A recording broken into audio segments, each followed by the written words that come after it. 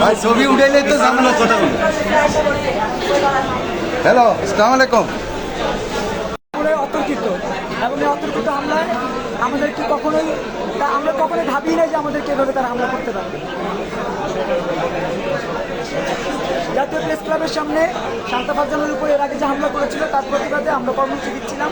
সেই কর্মসূচিতে তারা এরকম অতর্কিত হামলা চালিয়েছে এবং আমরা মনে করি আমরা নিরাপত্তাহীনতা ঢুকছি। এই ব্যাপারে মাননীয় প্রধানমন্ত্রী তারেক রহমানের কাছে আজকে বিকেলে আমরা স্মারকলিপি দিয়েছি। আজকে বিকেলে আমরা কখনো কোনো রাষ্ট্রের বিরুদ্ধে কোনো বক্তব্য দিই। আমাদের বক্তব্য মুক্তিযুদ্ধের পক্ষে কথা বলতে গিয়ে তাদের যতগুলো অন্যায় অপরাধ সেগুলো আমরা তুলে ধরেছি। আমরা বলেছি যে তারা এই অন্যায় অপরাধগুলো করেছে, সে ব্যাপারে আমরা কথা বলেছি। সেই কথা বলবার কারণে তারা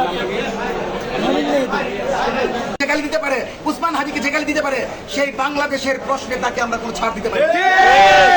শহীদ পরিবারের রক্ত যতক্ষণ আছে আমরা অবস্থান করব, কিন্তু প্রশাসনকে সহযোগিতা করব। দরকার হলে আমরা তাদেরকে বাহিরে মোকাবেলা করবো, কিন্তু কোনো ধরনের অ্যাগ্রেসিভ বিচার চাই। যে উনি বলছেন আমি শহীদের বাবা, তো পুলিশ কোনো নিরাপত্তা দেয় না। ব্যাপার আমরা অপেক্ষা করব সরকারের পক্ষ থেকে সালাউদ্দিন আহমেদ ভাই দ্রুত সময় হস্তক্ষেপ করবেন। তাছাড়া আমরা এখান থেকে যাব না। আপনারা মিডিয়া কর্মীদেরকে আমরা বলে দিচ্ছি, সকল সংবাদ মাধ্যমদের বলে দিচ্ছি, আপনারা দ্রুত সময় এখানে উপস্থিত হন। আমরা আনুষ্ঠানিকভাবে কর্মসূচি ঘোষণা করব।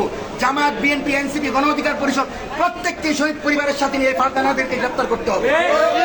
গ্রেপ্তারের আগে এখান থেকে একজনও যাবেন না। যতক্ষণ গ্রেপ্তার না হবে ততক্ষণ আমরা এখানে অবস্থান করব। ভাই পুলিশের নীরব ভূমিকা বিচার চাই।